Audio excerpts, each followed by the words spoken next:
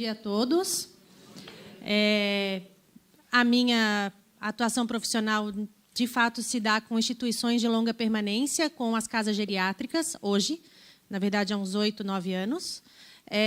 Mas gosto muito de me apresentar para o terceiro setor dizendo que minha carteira de trabalho apenas foi assinada, até hoje, pelo terceiro setor. Então, sou profissional do terceiro setor. Trabalho no terceiro setor desde os 13 anos de idade. Comecei como voluntária na Avos e, desde então, sigo como voluntária em diversas frentes. Mas acaba que todos nós aqui precisamos sobreviver, correto? Então, profissionalmente, também trabalho para esse setor e acabei indo para a área do direito do idoso. O que me pediram para falar com vocês hoje foi sobre gestão documental, que é algo que, em todo o meu caminho dentro das instituições, sempre foi um calcanhar de Aquiles. Por quê? Porque a gente não cuida da própria vida documental, pessoal, dentro de casa. Imaginem nas instituições. Se eu perguntar para vocês se vocês têm todos os documentos da declaração do imposto de renda separados, de fácil acesso em casa, mais da metade não tem. Se eu perguntar para vocês quanto que vocês gastam e quanto que vocês ganham por mês, vida pessoal, 99% aqui não sabe. Né? Imaginem nas instituições. Quando nós falamos de OCIPs, de ONGs, né, dessas associações, a gente acaba encontrando muita gente com muito boa vontade, com uma boa vontade gigantesca de fazer algo por alguém ou por uma comunidade, mas nós não vemos o profissionalismo na execução das tarefas. Porque a gente tem no Brasil a ideia de que OCIPs, de que ONGs, associações, são um grande grupo de amigos que se juntaram para fazer algo em prol de alguém. E, na verdade, a partir do momento que você formaliza esse grupo de amigos, você adquire obrigações. E essas obrigações, eu adoro chegar numa instituição e dizer assim, você que é presidente, teu CPF. Se der tudo errado, é o CPF do presidente. Não é só a instituição que vai ter que pagar o pato, é o presidente. Então, se temos presidentes aqui, por favor, prestem atenção. Vocês estão no alvo do negócio. Né? Então, não adianta a gente falar aqui de como se executa um excelente projeto se a gente não tem como demonstrar por A mais B que a entidade tem saúde, que a entidade está saudável, que a entidade tem histórico e que ela tem como comprovar aquilo que ela está escrevendo num projeto. Então, a gestão documental, eu não vou ficar lendo muito para lá, porque esse telão aqui é terrível. Para vocês entenderem, a gestão documental é uma série de procedimentos que a gente tem que adotar para que, se alguém chegar na sede de vocês, onde vocês têm a sua estrutura física, e perguntarem onde está o relatório de atividades do ano de 2007, vocês levem menos de 20 minutos para localizar. Alguém vai poder fazer isso algum dia? Vai. A gente está num processo aí no Brasil, por conta dos problemas de corrupção, né? Virou, mexeu, aparece uma ONG no meio, né? Virou, mexeu, tem uma associação. Virou, mexeu, tem uma entidade do terceiro setor ali que acaba sendo envolvida. A gente tem que, porque nós somos pessoas de bem, a gente tem que ter a prova de que nós somos pessoas de bem. Então, a qualquer momento, alguém pode dizer, não, coloca a associação tal aí para receber esse dinheiro, e às vezes o dinheiro passou por uma conta de laranja e você nem sabe que a sua ONG, que a sua associação está lá no meio. E aí você tem que provar, através dos seus balanços, através de toda a parte contábil, de que você não recebeu dinheiro nenhum. Todo mundo aqui conhece o Tadeu, o contador, que dá bastante palestra? Eu sou o Tadeu de Saias. Eu gosto de deixar todo mundo com medo. Na verdade, assim, alguém precisa falar a verdade. Né? Alguém precisa falar a verdade. A gestão documental, então, para mim, tem esses quatro objetivos. Tá? O primeiro é assegurar a existência aqui e continuidade da instituição. O que é isso? A gente tem muitas instituições em que o presidente é o presidente e a diretoria é a mesma diretoria há 20 anos. Isso está errado. Começa por aí, porque instituição é instituição, pessoa é pessoa, e a gente não pode confundir pessoa física com a jurídica. E a gente vai falar sobre isso mais tarde. Tá? Então, quando você tem documentado o seu histórico, o que você fez, o que você não fez, quem são os seus contatos, quem são os seus associados, quem são as fontes financiadoras, os seus parceiros, aquele que vem depois de você vai saber onde procurar vai saber com quem falar, vai saber o que fazer, porque está lá estruturado e documentado. Quantas vezes eu fui diretora de uma associação nacional, Associação Brasileira de Empresas de Eventos. Ela congrega empresas que organizam eventos, espaços de eventos, enfim. A gente tinha 13 sedes estaduais e a diretoria veio para... Assumiram pessoas aqui de Florianópolis e quiseram trazer a sede nacional de São Paulo para cá e eu assumi a diretoria aqui em Florianópolis. As pessoas que estavam na gestão antes da gente, quando souberam que eu ia a São Paulo para encher os caminhões, né, com tudo e trazer para cá, elas deletaram e sumiram com todos os documentos. Foi esse caso de uma associação que tinha a mesma pessoa à frente há anos, e aí eles conseguiram se estruturar para tirar aquela pessoa, e eu me vi numa entidade com 27 anos, sem nenhum histórico. Eu não sabia nem quem eram os associados. Então, gente, eu consigo entender exatamente isso aqui. Eu não consegui continuar o trabalho, eu tive que começar o trabalho do zero. E isso foi terrível. Eu vou falar sobre essa associação algumas vezes, porque foi assim, a minha melhor e a minha pior experiência. Tá? E justamente na questão de gestão de documentos. Então, aqui eu comecei do zero. Controle, segurança e economia. O controle, porque se você sabe o que você tem, você sabe o que você tem que fazer. Se você sabe quanto você tem, até onde você pode ir. Se você sabe quais são os seus históricos, você sabe no que a entidade pode ou não pode se meter a fazer. Né?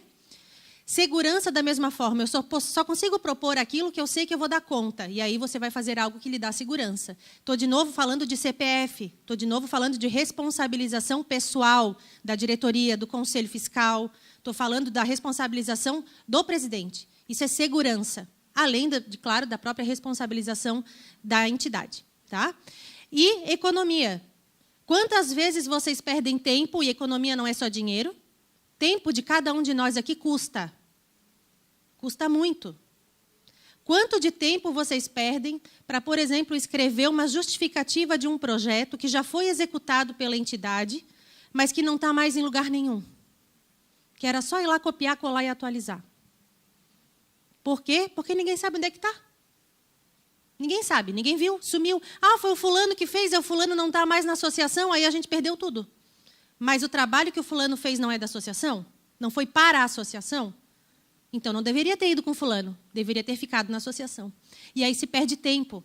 Fora o dinheiro que se perde. Porque, gente, tudo é custo. Tudo é custo. É a folha impressa, é a pessoa sentada, é o tempo de reunião que vocês têm, são as vezes de parar para pensar, para conversar, para buscar informação. Tudo é custo. E eu acho que hoje ninguém tem, o bem mais precioso que nós temos é tempo. E ninguém tem tempo para desperdiçar. Né? Uniformização de processos e procedimentos. A mesma questão da continuidade. Quando uma entidade tem uniformização de processos, não se perde tempo, se dá segurança para quem está fazendo. Você tem lá um voluntário, todo mundo aqui tem muito voluntário, né? Aí tem um voluntário que vai começar a fazer agora captação de recursos. Aí você bota o João lá sentadinho na mesa e diz, João, olha só, o seu trabalho é esse, liga para essa lista e você vai apresentar a associação e vai pedir doação. Ok? Ok. Alguém deu um roteiro para o João? Alguém disse, João, é assim, ó, bom dia, me chamo João, represento a associação, não sei o que, tananã. Porque não importa se é o João, se é a Maria, se é o Fernando. Quem ligar representando a associação Amigos da Ariane, tem que falar a mesma coisa. Não dá para deixar dúvida. Porque aí, o que gera é a descrença de quem recebe a ligação.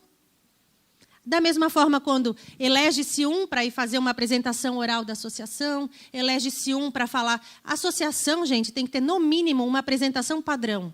Alguém senta, faça uma apresentação no PowerPoint padrão, e aquela é a apresentação que todos vão usar para falar daquela entidade. Porque todo mundo vai falar a mesma coisa. Uns com mais desenvoltura, outros lendo mais o que está escrito, outros vão se atrapalhar um pouco, mas, no final... a mensagem vai ser a mesma para todos. Então, uniformizar processos de procedimentos é uma coisa fundamental para profissionalizar. De novo, terceiro setor não é grupo de amigos. Terceiro setor é algo que agora virou a moda, né, compliance. Ou seja, tem uma lista de regras a cumprir, um checklist. Eu chamo de checklist, podem chamar de qualquer coisa, mas para mim é um checklist. Tem uma lista de coisas a cumprir, né? E essa não é uma obrigação, mas, para mim, denota organização. Se eu receber, lá no meu escritório, 3, 4 pessoas da mesma entidade e cada uma me disser uma coisa, desculpe-me, começo desconfiando. No mínimo, organização não tem. Tá? Então, reflitam um pouquinho sobre isso. Tá? E, no final, pesquisas e buscas de informações. Vocês mesmos têm que fazer pesquisa dentro do histórico de vocês. Quer ver um desafio? Pega uma entidade que tem 20 anos e diz assim, vamos fazer um evento de 20 anos da entidade. O que a gente vai fazer? Vamos contar a história. E aí? Se quem passou os 20 anos já morreu, a história morreu junto, né? Porque não tem. Tem nem foto. Porque, de novo, se eu bati a foto, eu levo a foto para casa. Não fica na instituição. Se eu quero saber se eu já fiz algum... Olha, será que aqui já foi feito algum projeto com A ou AB? Eu preciso saber disso. Onde é que eu vou saber? Eu vou buscar nos arquivos. E aí não tem arquivo. Como é que faz? Né? Então, são questões que uma boa gestão documental vai auxiliar vocês no dia a dia. Coloquei algumas coisas que nós vamos falar aqui hoje, então. O Estatuto Social e as atas, a questão contábil e documentos de regularidade, pareceres do Conselho Fiscal, comunicação, relatório de atividades, prestação de contas, documentos de pessoal e voluntariado. Esses, para mim, são os principais que precisam ter uma lupa de vocês dentro das entidades. Tá? Vou falar um pouquinho de cada um. A parte contábil não vou falar, porque eu acho que contador cuida da contabilidade e o advogado cuida de outras partes. Né? Eu brinco com o Tadeu, digo, tu faz a tua contabilidade, eu faço contrato e a gente se... Né? Cada um do seu quadrado. Mas vou listar alguns aqui para vocês. Montar esse nosso quebra-cabeça, então. Estatuto Social e atas. Todo mundo aqui tem estatuto social? Atualizado? Com o marco regulatório bonitinho? O senhor está rindo, hein? É um riso nervoso? Estou sentindo daqui. É um riso nervoso. Porque tem algumas entidades que vêm falar comigo, agora as instituições de longa permanência, né, onde tem os abrigos para idosos, eles dizem, não, mas está tudo certo, tem o estatuto, está registrado, eu tenho a ata, eu vou ver o estatuto, é de 1900 e antes da última atualização do Código Civil, 2002. E aí está errado, está errado. Está errado. Estatuto é para atualizar todo ano? Não, mas pelo menos ele tem que refletir o mínimo das obrigações civis que estão sendo exigidas no Código Civil e agora no marco regulatório para as entidades. No mínimo. Tá? Ata. Não, aqui a gente faz ata. É mesmo? E que as atas são registradas no cartório? Precisa registrar todas? Não. Mas aquelas que falam sobre recursos, captação, destinação de recursos, mudança de objetivos dentro da instituição. Né? A gente trabalha com 5 eixos, nós vamos trabalhar só com 1 agora. Consta isso em ata, registra no cartório. Por quê? Porque eu, quando trouxe essa entidade de São Paulo para cá, veja bem, o que me salvou? Eu fiz um pedido no cartório de registro de pessoas jurídicas lá de São Paulo, de tudo que tinha registrado no nome da associação. E aí eu recebi um bolo de 1.500 páginas, pagamos uma fortuna, ok, mas veio um bolo de 1.500 páginas e aquilo me salvou. Era o que estava registrado ali. Então, dali eu consegui tirar onde a entidade estava agora, que número de associados, em que estados que estavam, porque eu não tinha nada. Pelo menos registraram, graças ao bom Deus. Porque aquilo ali, depois eu descobri que foi sacanagem das funcionárias. Funcionárias contratadas há mais de 10 anos, 10 e 15 anos, ficaram bravas porque foram demitidas e quiseram se vingar da funcionária contratada aqui. Né? E aí deram cabo de tudo. Foi uma grande fogueira, assim, das vaidades, na verdade. Né? Mas tem que registrar. Algumas coisas precisam ser registradas. Né? Não só aquela ata, que muita gente nem registra, uma vez por ano tem prestação de contas, né? Essa ata deveria ser registrada. Pelo menos, lá no cartório. Pelo menos essa. Tá? Mas as instituições passam batido por isso. E nem custo tem, né, gente? Então, editais de regimento interno. Regimento interno vocês têm? Quem não tem, faça. Não é obrigatório ter o regimento interno, mas ele é salva-vidas para várias coisas.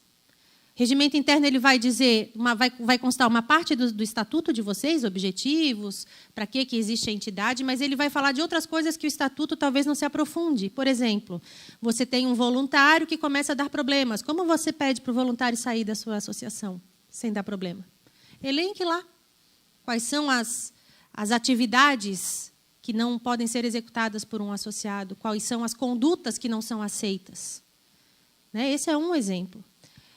Onde você vai buscar recurso, como você vai buscar recurso, isso pode estar no regimento. De novo, você vai usar o regimento para criar as regras de procedimento. Para não ficar tudo a um Deus dará. Né? Cada um faz do seu jeito. Mudou, quem está lá à frente muda tudo. E, de novo, a entidade não é grupo de amigos, a entidade ela segue, independente de quem esteja. É o nome da entidade. Né? Atas de reunião, isso também é outra coisa. Não precisa ata de assembleia, ata que vai ser uma assembleia ordinária, extraordinária é uma coisa. Memória de reunião precisa ser feita, mas não precisa ser aquele livro de 32 páginas de que fulano falou, que ciclano disse, que Beltrano não. Não, é resultado final. Resultado final. Objetividade. A reunião foi dia tal, os presentes eram esses, os assuntos eram esses, e ficou decidido isso. Para que é isso, gente? Registro. A gente precisa ter registro. Depois ficou a Ariane responsável por fazer algo. Daqui 6 meses acontece algum problema, porque a Ariane não fez algo, vai estar escrito lá na ata da reunião que a responsável era a Ariane. E a Ariane não fez. Chame a Ariane para responsabilizá-la. Então, a gente faz hoje em dia se faz muita reunião e o pessoal fica na conversa e não existe o registro. É importante que se destaque alguém para fazer lá. Não precisa ter grandes formalidades, não precisa ser um documento super mega redigido. Pode ser algo de tópicos que ficou decidido e isso vai ficar guardado. Tá? É incrível como as entidades não fazem isso. Hoje, as maiores, essas mais estruturadas, que já têm mais recursos, que têm uma equipe técnica já disponível, é claro que conseguem fazer, mas aqui também estou falando, acredito eu, com instituições que são menores, né? Que, de fato, todos são voluntários e que patinam um pouco. Então, nesse momento, vocês precisam definir quem vai fazer o quê. E a pessoa da ata de reunião ela é fundamental. Tá? Alguém que esteja ali para escrever. Listas de presença também é algo que não existe.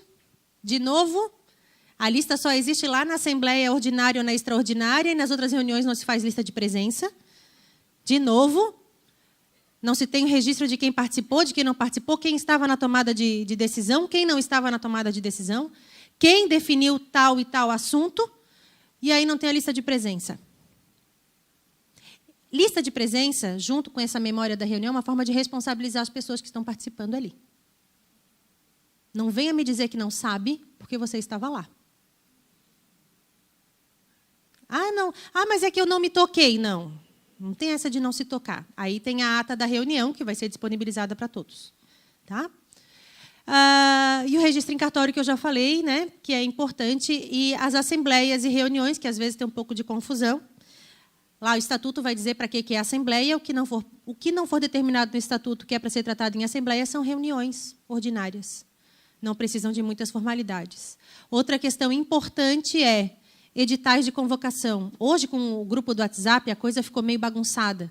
Se coloca lá no grupo do WhatsApp, pessoal, olha só, quarta que vem, 2 da tarde, reunião, hein? Isso não é convocação. Isso não é convocação.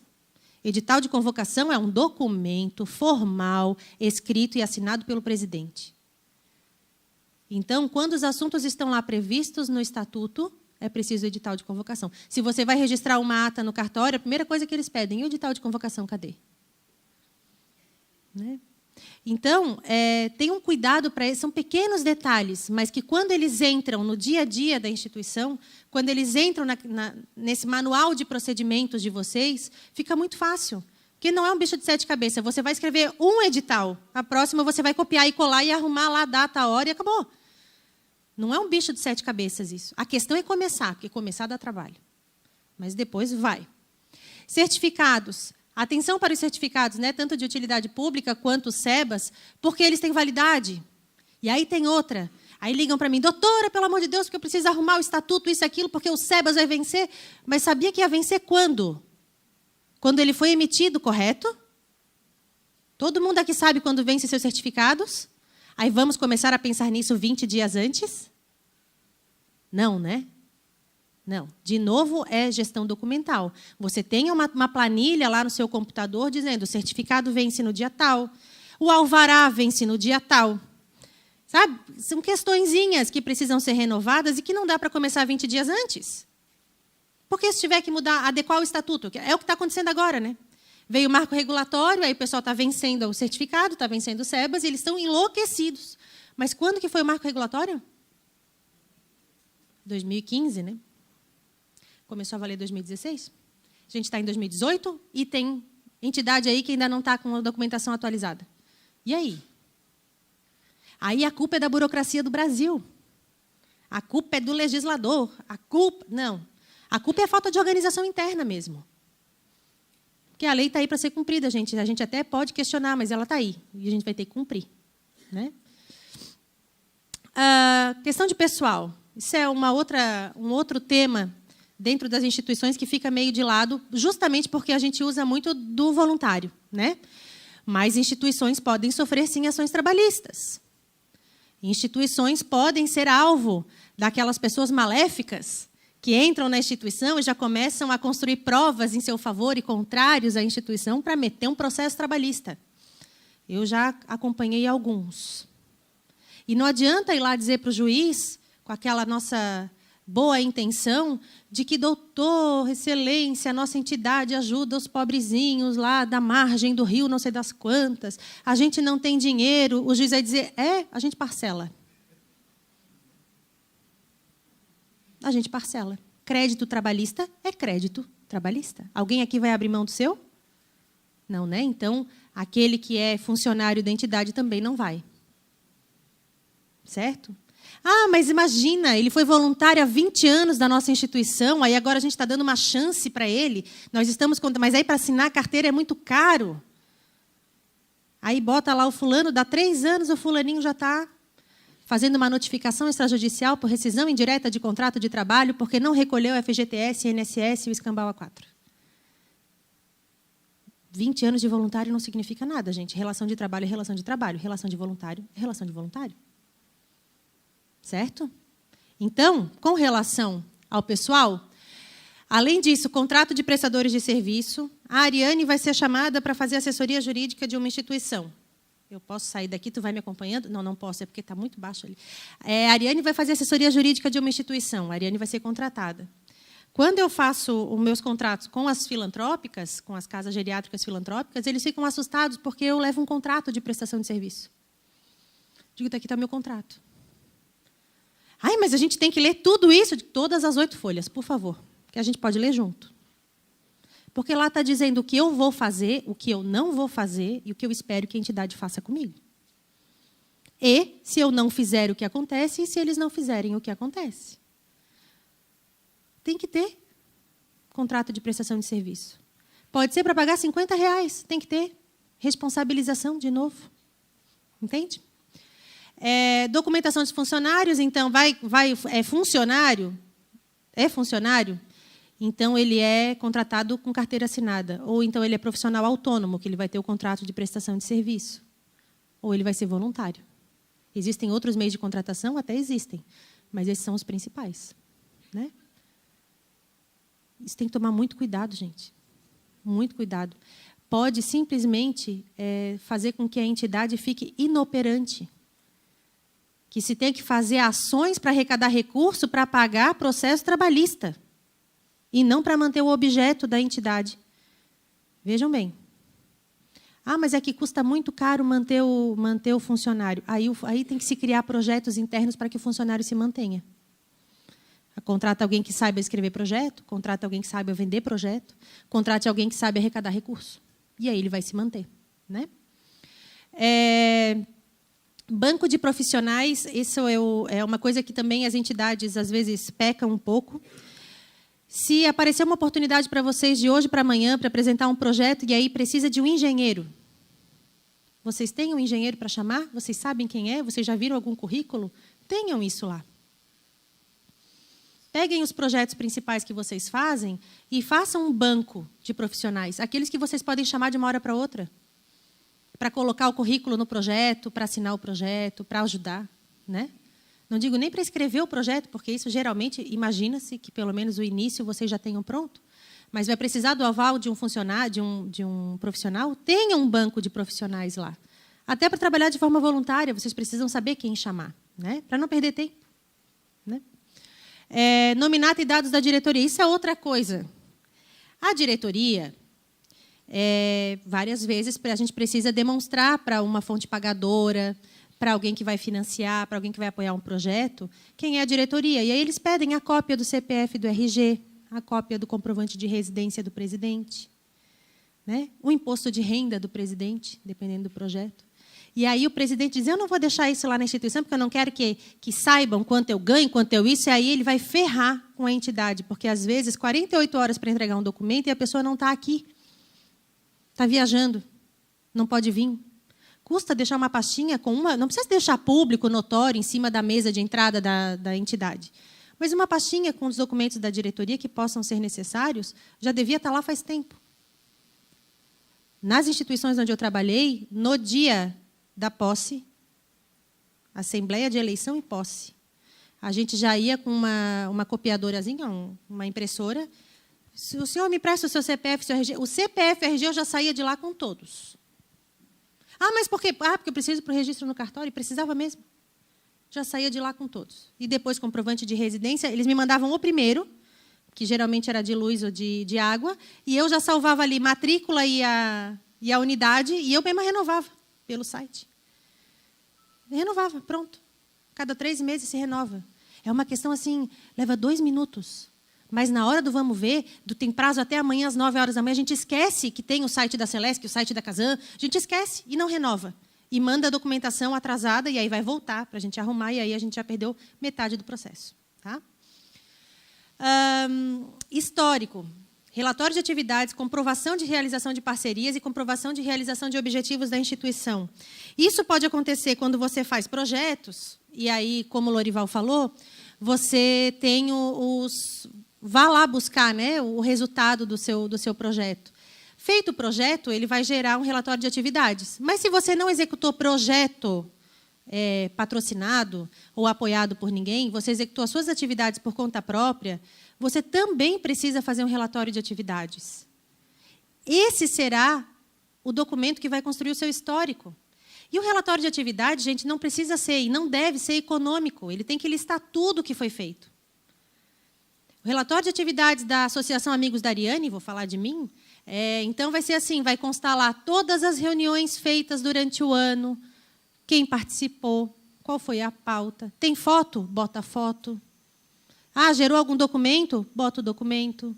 Enorme, enorme. Quem é que garante que eu vou estar aqui depois para explicar o que aconteceu em 2018? Ninguém. Eu parto da premissa que todo mundo aqui é substituível. Mas as informações não são. O que tem que estar registrado, o registro histórico, não é substituível. Ou você tem, ou você não tem. Aí lançam os editais bem bacanas, principalmente na parte das instituições e das fundações de empresas privadas. Né? Então, você pega lá o Boticário, e o Boticário lança um edital, e o edital, a primeira coisa que ele pede é comprovação de execução de projeto anterior nas áreas deste edital. Como é que você comprova? Demonstrando que recebeu recurso? Isso não é comprovação. Você não comprovou a execução. Você só comprovou que um outro projeto parecido com esse foi aprovado num outro momento. E aí, então, você tem que vir com os seus relatórios. Fez um evento. Esse evento vai gerar certificado? Guarda lá uma cópia do certificado, uma cópia do crachá.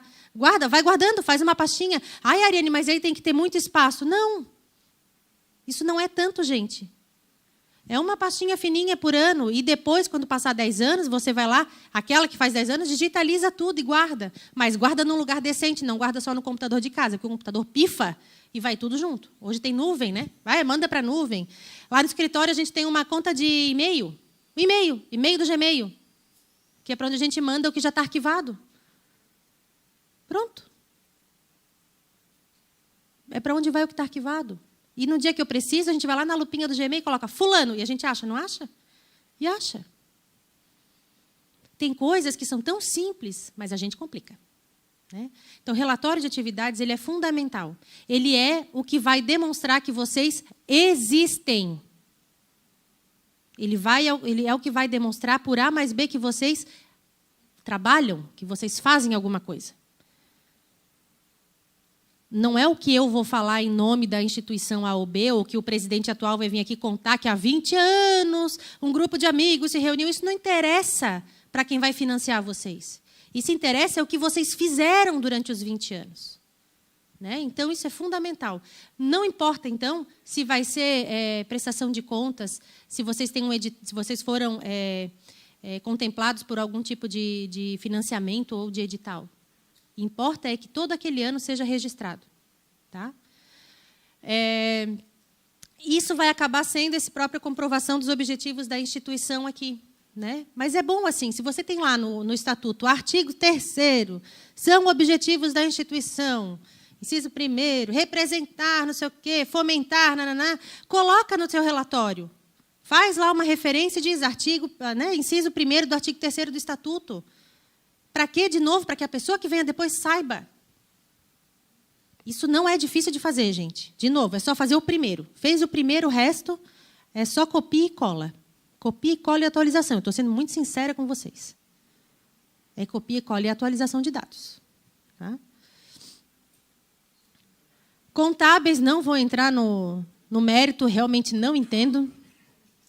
Eu só faço o que me mandam, mas tem que guardar. E tem um tempo de guarda da parte contábil. Né? É muito importante que vocês fiquem em cima dos contadores de vocês. Tentem, quando o Tadeu dá as palestras aqui, ficar todo mundo de orelha em pé, e eu fico me imaginando, gente, as pessoas ficam de orelha em pé por quê? Porque não sabem, ou porque o contador deles nunca falou nada, ou porque as duas coisas, o que é um cenário péssimo. A gente não saber e o contador também não falar nada. Então, prestem atenção nas exigências, nas obrigações. Tem o E-Social que está acontecendo agora, e a gente precisa ficar em dia com isso. Tá? E aqui eu queria chamar a atenção para o parecer do Conselho Fiscal. Vamos fazer a assembleia, então, de final de ano, lá, dia 17 de dezembro, aí a gente já faz um jantar de Natal, né? Reúne todo mundo, vamos fazer um churrasco na casa do fulano, aí a assembleia é lá. Aí vai todo mundo para lá. Aí vamos apresentar a prestação de contas? Vamos. Aí, alguém trouxe o PowerPoint? Não, ninguém trouxe. Não, mas o que foi? Não, então foi assim. Ó. Aí pega lá uma folhinha, desdobra aquela folhinha e diz, não, a gente arrecadou tanto, a gente gastou tanto. Está aprovado. E cadê o parecer? Porque tem que ter um parecer do Conselho Fiscal, que muitas vezes a gente já leva pronto. Eu levava pronto. Porque tu imagina, essa última associação onde eu trabalhei, com 13 regionais, a diretoria era um de cada estado. Para eu encontrar o conselho 2 vezes por ano, eu já chegava lá pronto, dizia, assina aqui. O cidadão assinava sem nem ler a prestação de contas que eu tinha feito. Nem ler. Será que ele esquece que é o CPF dele? De novo? Porque se tem uma hora que não é só o presidente que responde sozinho, é na prestação de contas, que aí vem o Conselho Fiscal. E sabe o que acontece nas instituições? É que nem condomínio. O fulano é bonzinho, bota ele no Conselho Fiscal. Ele não tem tempo de trabalhar, mas a gente quer que ele fique na diretoria, bota no Conselho Fiscal. Como se o Conselho Fiscal fosse um lugar assim que ele está ali, mas não está. E não. Né? Isso é um erro cometido em todos os lados, tá? Não só no terceiro setor. Importantes aqui, gente, nota fiscal e RPA. Quando você tem um profissional autônomo que vai prestar serviço para vocês, ou ele emite nota fiscal ou ele emite RPA. Quando o contador de vocês disser que para emitir RPA precisa da nota fiscal, é mentira, não precisa. Essa pessoa vai estar sendo tributada 2 vezes, pela RPA e pela nota fiscal. Tá? E isso é incrível como essa orientação é errada. Como pedem? Eu, no meu escritório, às vezes eu vou dar algum curso, alguma coisa, eles vêm, Ariane, tu gera a nota fiscal para a gente emitir o RPA? Eu digo, não. Ou eu emito a nota fiscal ou você emite a RPA. As duas coisas, não. Não. E aí, mas é que o meu contador, deixa eu falar com o teu contador. Aí lá vou eu falar com o contador. Porque eu não vou ser tributada 2 vezes. E a instituição também recolhe 2 vezes. No RPA e na nota fiscal. Então, ou é uma coisa ou é outra. E, por favor, se vocês saírem hoje daqui com essa certeza, para mim, eu já fiquei feliz. Tá? Porque é tranquilo. Pois não.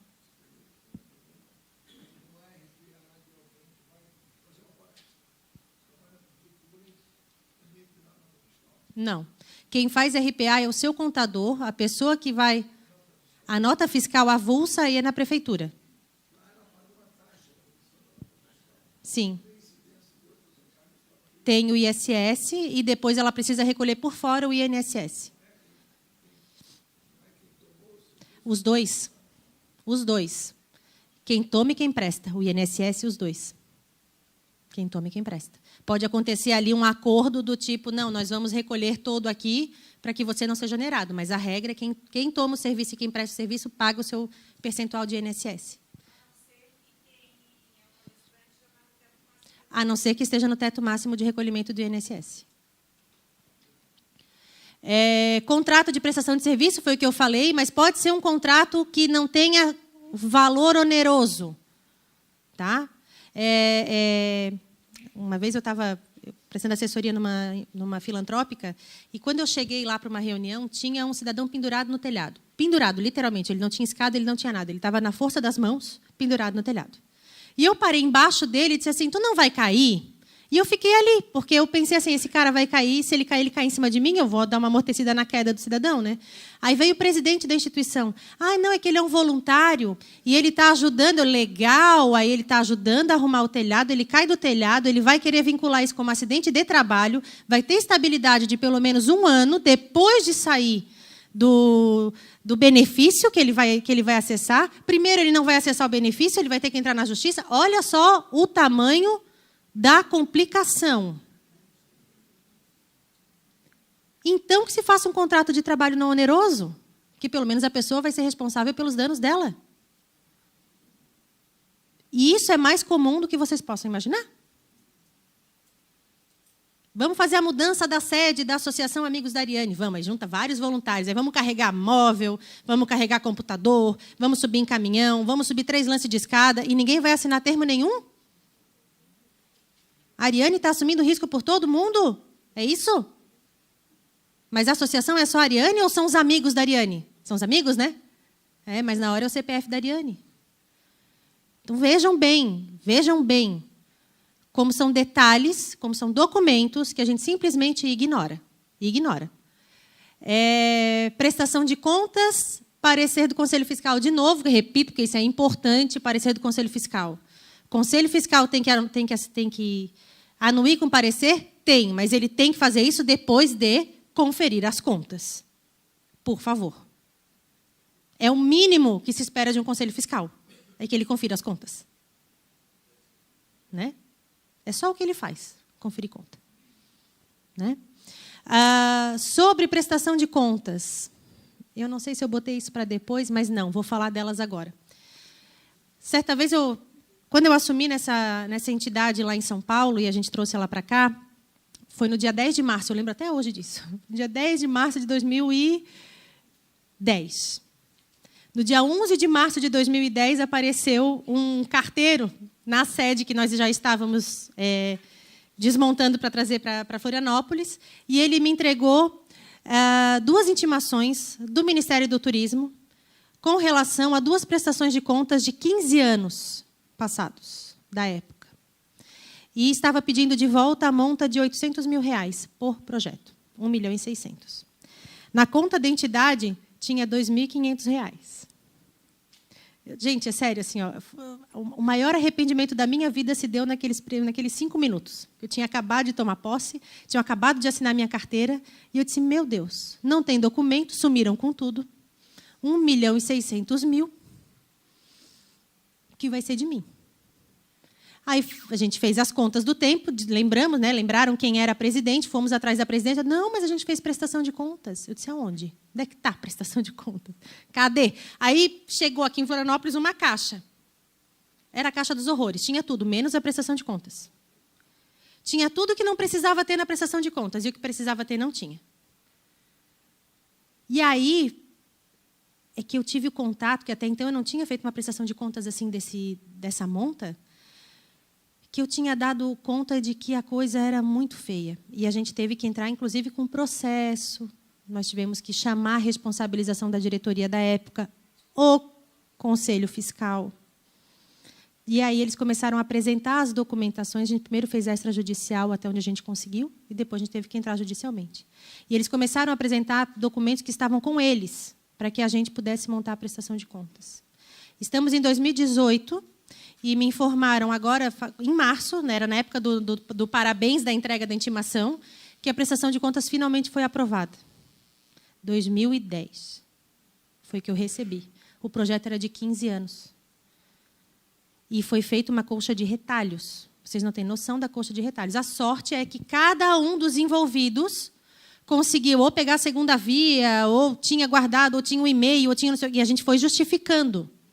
E a gente foi justificando item por item. Tá? Prestação de contas, ela só... Qual foi o erro dessa entidade? É que eles mandaram a prestação de contas e pensaram assim, pronto, acabou. Mas, na verdade, a prestação de contas ela só termina quando volta o laudo dizendo que está tudo ok, que ela está aprovada. E pode demorar quanto tempo? Quanto tempo diz a lei que é para voltar uma aprovação de prestação de contas de nível do governo federal? Não diz, não diz. Ela não dá prazo para aprovação. Ela diz que você tem que guardar os documentos por 20 anos, mas ela não diz quando que o Tribunal de Contas, até quando ele tem que te dar o parecer.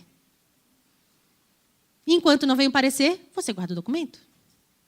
E tem que olhar o documento de vez em quando, gente, para ver se ele não está com traça, se ele não está úmido, se não está apagando. É sério! Se não está apagando as informações que estão lá, digitaliza esses documentos, mantém a cópia física, mas digitaliza.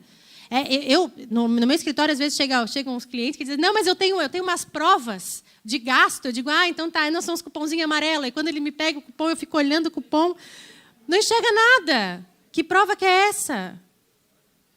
Ele apaga em uma semana. Tira a foto. Tira a foto e, dependendo do documento, vai lá registrar a cópia autenticada no cartório. Vai gastar dinheiro, sim. Porque, senão, depois vai gastar mais. Né? Então, prestação de contas é algo que tem que tomar muito cuidado. Muito cuidado. Agora, ela só fica bem feita se você tem todo o processo bem feito. Você contrata alguém para prestar serviço para mim. Vou contratar aqui o bispo, vai prestar serviço para mim. O bispo vai emitir uma nota fiscal para mim. Aí ele vai botar lá, prestação de serviço para a Associação Amigos da Ariane? Não. Ele vai ter que botar lá o tipo de serviço, para que data, que local, e se for o recurso vindo de algum tipo de projeto, que número de convênio.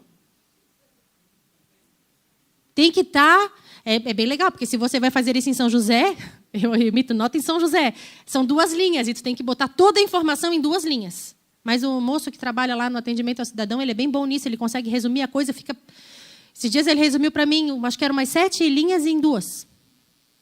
E a gente conseguiu. Tudo abreviado, mas dava para entender. Né? E aí, quando acontece isso, essa é uma outra dica, não cabe tudo na descrição da nota. Peça para o profissional fazer uma descrição em paralelo de tudo que ele executou, de tudo que foi feito, anexa essa execução assinada por ele com o contrato de prestação de serviço junto com a nota. Que não é só a nota para a prestação de contas. É o contrato e o que ele fez. Certo? Prestação de contas... Oi.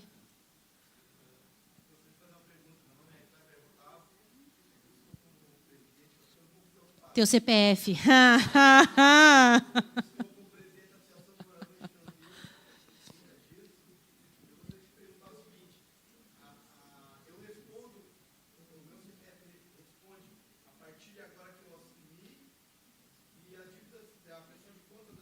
Não, você responde por tudo. O que acontece é que se vem, por exemplo, como aconteceu comigo de 15 anos atrás, a gente entra com uma ação regressiva de responsabilidade. Você vai chamar aquele presidente da época para vir aqui se apresentar. Entendeu? Mas hoje você é o representante legal da instituição. Tá? Por isso a importância do registro de documentos, né? Do registro de documentos. Porque você, eu estou aqui na diretoria, faço parte do conselho, eu sou um voluntário, eu quero me candidatar. Primeiro peça para ver o que tem lá de registro. São documentos públicos, diretoria nenhuma pode negar que qualquer pessoa acesse esses documentos. Primeiro saiba onde está pisando, para depois pisar, gente. Porque a gente de longe olha a grama, quando vai lá na frente é uma areia movediça. Tem que tomar cuidado. Tá? Mas dorme, querido, que a gente sempre arranja um meio de... A gente sempre arranja um meio... Então, sobre regularidades.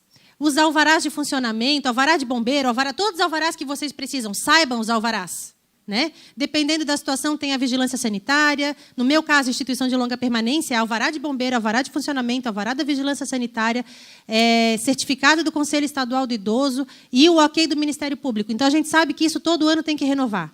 Não adianta ficar sentado esperando eles baterem na porta. Né? Tem que renovar, tem que renovar. Se o contador de vocês é bacana, é legal, isso já fica renovado automaticamente. Ele já lembra vocês, olha, vou emitir a guia, vou pagar, vou isso, vou aquilo, e geralmente 60 dias é o prazo que a gente começa a fazer a renovação de alvará. Certidão de regularidade fiscal, isso é outra coisa, aparece uma baita oportunidade, e aí tem que ter a certidão. Se você é isento no Estado, tem que ter a certidão de regularidade fiscal na Receita Federal. Isso é emitido pelo computador, gente, isso é emitido na internet, mas, de novo, na hora do vamos ver, eu estou com pressa, preciso arrumar isso rápido, a gente esquece. Então, tem uma pastinha no computador lá, com a cópia dos alvarás, com as regularidades, com tudo direitinho. Faz lá uma planilhazinha quando vence cada um e vai renovando. Isso é coisa que vai levar meia hora no mês para fazer. Tá? E a aprovação de prestação de contas. Quando ela vier, que demora, vocês assim façam um quadro, bota num lugar bem bonito. Não, mas guardem isso, façam cópia. Bota lá junto com os documentos daquele projeto, bota uma cópia e bota uma cópia junto com o parecer do Conselho Fiscal e bota uma cópia junto com os documentos contábeis. Espalhe a cópia, porque se precisar tem que achar. Certo? Não economizem nisso. Doações. Isso aqui é outra coisa, doações. Tem muita instituição que faz brechó, bazar, e etc., etc., e recebe doações, correto? Há um tempo atrás, uma instituição para onde eu trabalho foi chamada pelo Ministério Público. E o Ministério Público queria saber quanto que girava de dinheiro nos bazares. E aí eles vieram com um valor. É X por mês. Está aqui a descrição, X por mês. Aí o Ministério Público disse, ok, mas advindo da venda do quê? Não tem como contar. Eu não vou ficar contando quantas calça jeans, quanto não sei o quê. Tem. Ok? Pode ser que vocês até hoje não foram exigidos, mas tem. A lei exige. Doação, vocês têm que demonstrar o que vocês receberam e se ela vai virar recurso financeiro, por quanto venderam. É que nem loja. Loja tem que ter controle de estoque, vocês também. Principalmente, roupa eles não pegam tanto. Agora, eletro, móveis. Recebeu a doação, é para uso interno da entidade, faça um termo de doação. Isso vai ter que entrar depois no imobilizado da contabilidade. Faça o termo de doação, de recebimento disso. Isso tem que ter. Da onde que veio? Mas como que essa entidade que não recebe 100 mil reais por mês me comprou uma van que custa 150? Não, a gente não comprou, a gente ganhou. Cadê o documento?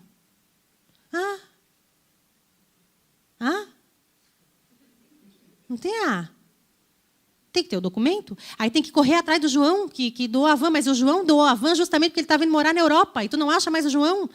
Isso acontece, gente. Isso acontece. Então, termo de doação tem que ter. Quando você recebe doação da Receita Federal, cuidado com as doações da Receita Federal. Ela é para qual objeto? Vocês pediram a doação para o quê? Para fazer uma venda, para fazer como faz a Feira da Esperança, que é para vender e reverter isso em dinheiro, ou é para uso próprio? Um tempo atrás me ligaram,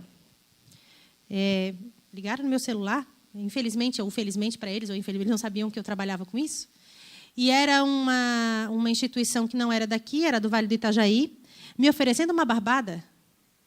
Era um jogo completo, cozinha, área de serviço, era máquina de lavar roupa, de secar roupa, e micro-ondas, e não sei o quê. Tudo apreendido pela Receita Federal. Você pode comprar tudo por R$ 3.500. Disse, oi?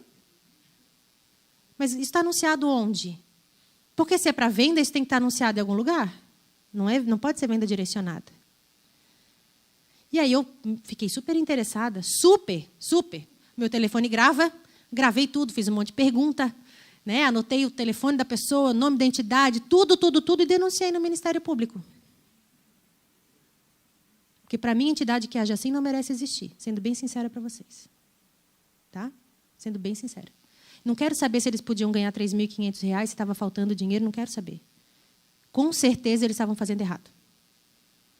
Então, ganhou doação é para a venda tem que ser pública, a venda tem que ser colocada para acesso de todos. Não é aqui entra a diretoria, aqui, eu e a Ângela. O que tu quer? Tu quer a máquina de lavar roupa? Eu quero a de secar. Então, tá bom assim? Não é assim.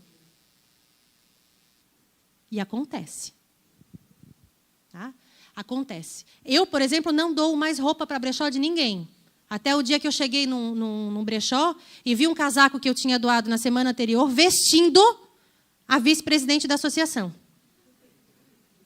Ah, mas ela comprou do brechó. Duvido, o brechó estava acontecendo naquele dia.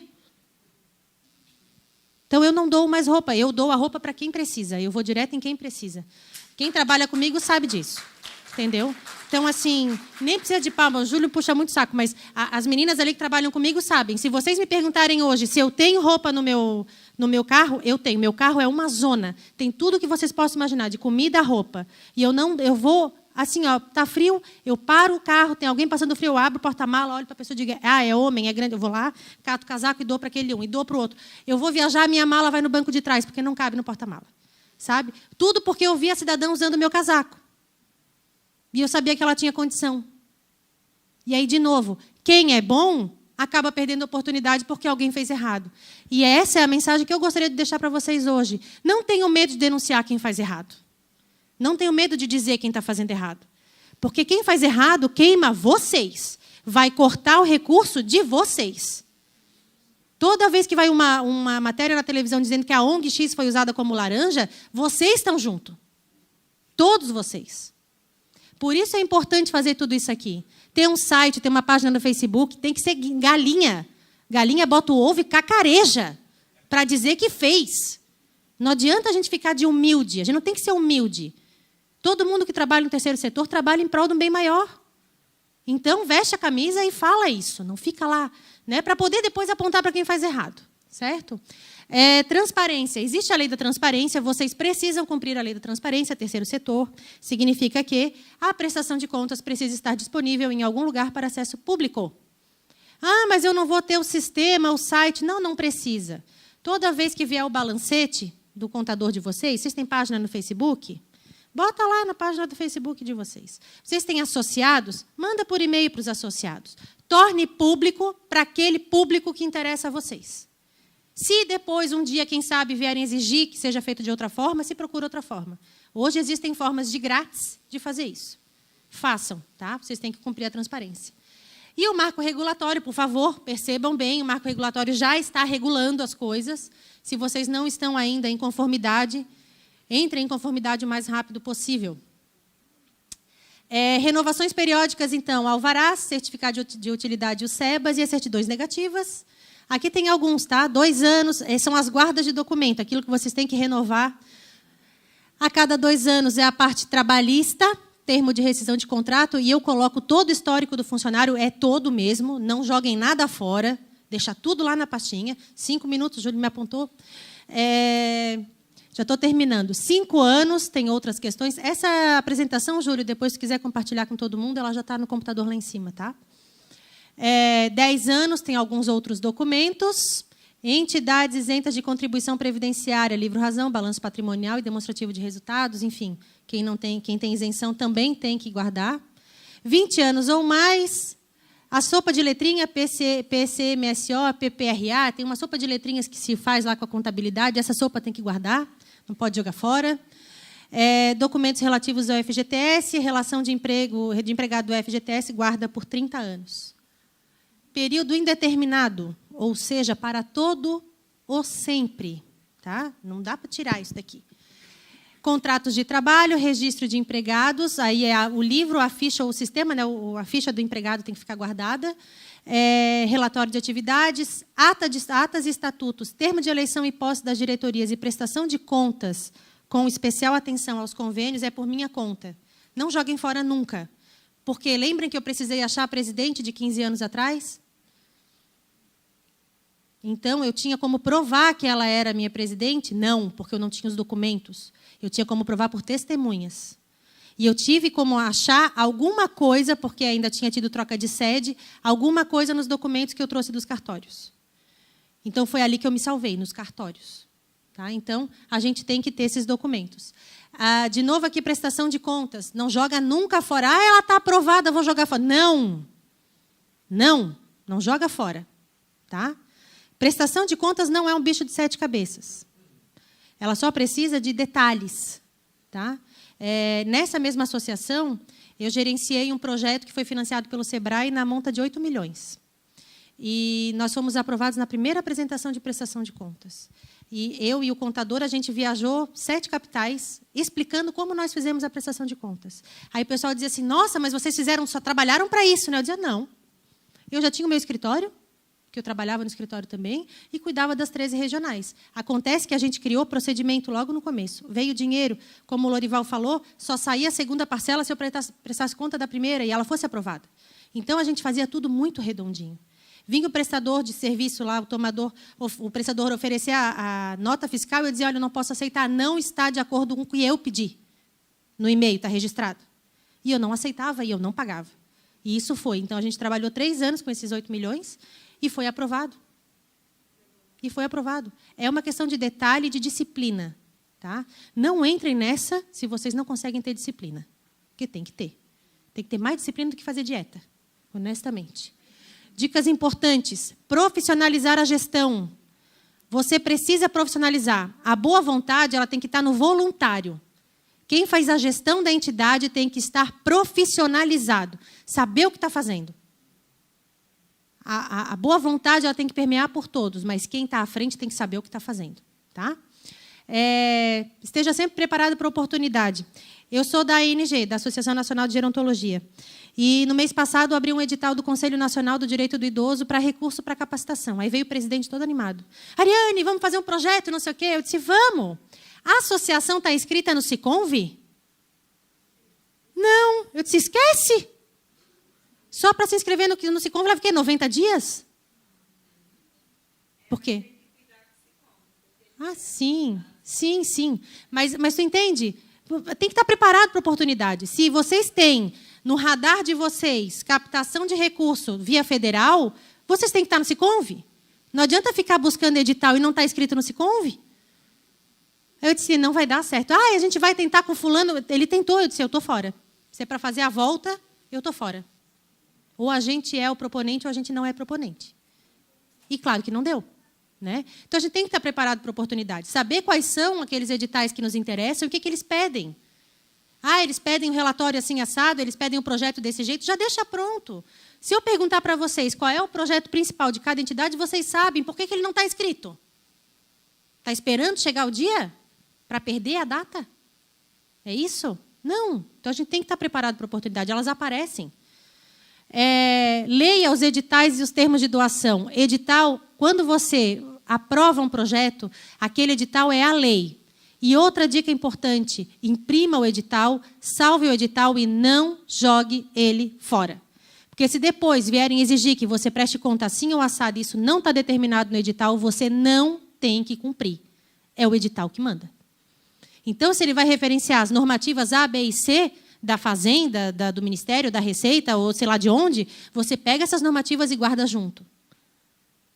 Todo esse trabalho eu tive para juntar a prestação de contas lá de 1.600.000. Eu fui atrás e o que nos ajudou foram as normativas da época, que não exigiam coisas que eles estavam exigindo agora. Porque tem isso, quem avalia a prestação de contas, ele não vai olhar e dizer, esse projeto aqui é de 2010, eu vou pegar as instruções de 2010.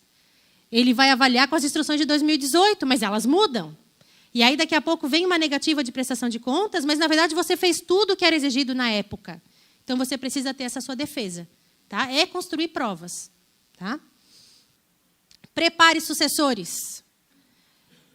Que coisa é essa nessas instituições? Que aí o presidente e a presidente olha para mim e diz, mas eu que eu sou porque ninguém mais quer. Ninguém mais quer por quê? Porque você reclama o tempo todo de ser presidente? Que é difícil, que é cansativo, que é isso, que é aquilo. E o lado bom, não dá para compartilhar para as pessoas ficarem empolgadas também? em serem presidente? Aí assume uma diretoria inteira, né? Porque daí diz lá que tem que ter, né? Presidente, vice-presidente, o secretário, o tesoureiro. Hoje em dia não passa no cartório se não tiver um mínimo, né, de pessoas. E aí vocês colocam qualquer um, e aí é o presidente só que está na frente, e aí os outros não se sentem preparados. Ou o presidente traz essa diretoria para trabalhar junto, ou então ela não serve para nada. Para que tem que trabalhar junto? Para conhecer, para saber, porque na hora que o presidente não dá mais, as pessoas estão confiantes e seguras para assumir aquele posto. Isso acontece não só no terceiro setor, pensem nas empresas privadas familiares, que o pai faz tudo pelo filho, e na hora do filho assumir, o filho não sabe nem o que está fazendo ali e faz um monte de besteira. Né? Então, era isso, gente. Está aqui os meus contatos, se vocês quiserem. A minha apresentação fica com o Júlio para vocês, tá certo? Obrigada.